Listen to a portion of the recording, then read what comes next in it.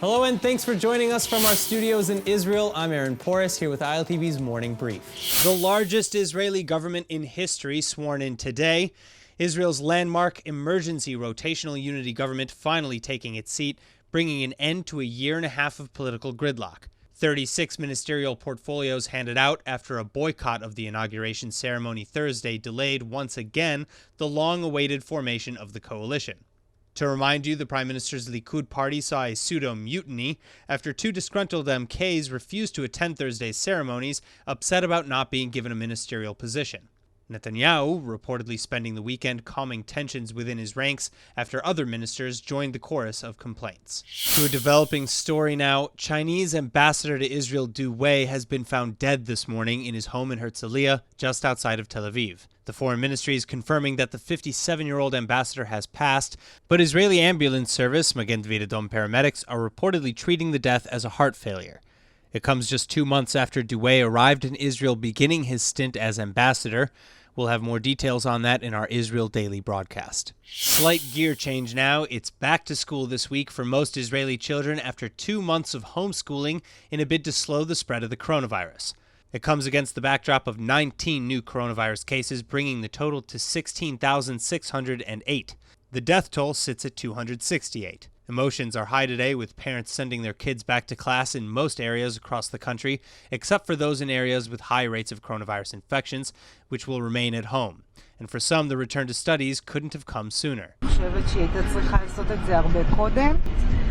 אני חושבת שאפשר היה גם להתמודד איתה ולהמשיך את החיים שלנו.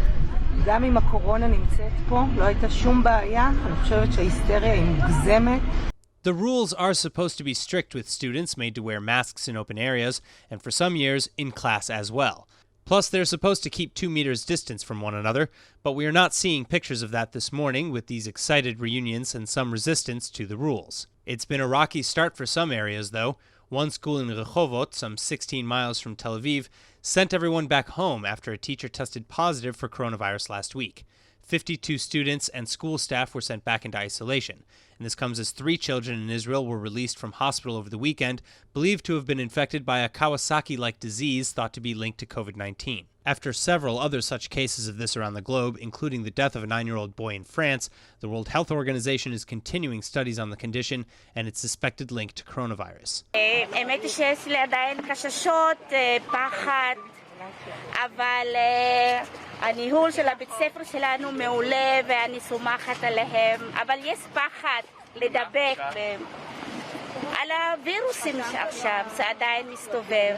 In the meantime, as the mercury soared past 100 degrees Fahrenheit, that's 40 degrees Celsius, Israelis are flocking to the coast with little interference from police, despite continued restrictions in place for public areas.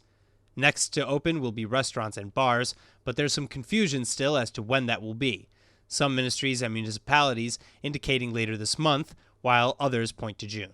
The Israeli cannabis industry is finally getting the lift it's been waiting for, as the government gives the go-ahead for exports of medical weed. For medical cannabis companies, this has been a long time coming. This, the sentiment expressed around the issue 1 year ago. We have the know-how, we have the knowledge what to do, but unfortunately till now, I don't see where the solution is going to be in Israel without to open the doors and to go all over the world with our products. Since Israel's cabinet first approved of medical cannabis exports last May, many Israeli cannabis companies have popped up and have even signed agreements to begin sales overseas as soon as licensing is available. In fact, even former Prime Minister Ehud Barak is looking for a piece of the pie, becoming chair of medicinal cannabis company Intercure. Israel expects to see hundreds of millions of dollars in projected revenues through this market. Already, more than 10 farms and 5 factories in Israel will be eligible to apply for export licenses in some 30 days, having met the health ministry's standards for exports. And the reason it's taken a full year to greenlight the bill is in part due to the political stalemate which led to the government shutdown. That's all for now, but for more news from Israel, remember to like ILTV on Facebook and on Instagram, and to subscribe to us on YouTube. I'm Aaron Porras, and see you later with our main daily broadcast from Israel at 2 p.m. Eastern Time.